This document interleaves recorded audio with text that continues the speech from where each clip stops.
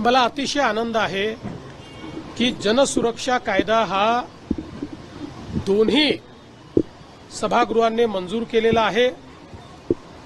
मी यापूर्वी देखील सांगितलं, या कायद्याच्या संदर्भात मोठी लोकतांत्रिक प्रक्रिया आपण केली। 25 लोकांची संयुक्त चिकित्सा समिती बनवून सर्व पक्षीय नेत्यांच्या समोर कायदा मांडला, क्लॉज बाय क्लॉज त्याच्यावर चर्चा केली। समितीने त्या ठिकाणी जी काही सूचना दिल्या त्या सूचना आपण इन्कॉर्पोरेट केल्या। समितीचा रिपोर्ट एकमताने आला, एकही डिसेंट नोट त्या रिपोर्टला नाही। हे करत असताना 12,000 वेगवेगळ्या प्रकारच्या सूचना आल्या, त्या सूचनांचंही पालन करून तसे चेंजेस आपण केले आणि दोन्ही सभागृहांमध्ये चर्चेअंती हे बिल आपण मंजूर केलेलं आहे।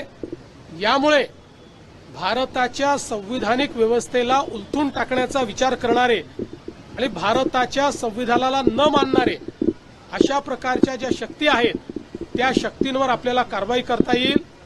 मी पुन्हा एकदा सांगतो, काही लोक आजही बिल न वाचता त्यातलं एकही अक्षर माहिती करून न घेता या बिलाच्या विरोधात बोलतायत।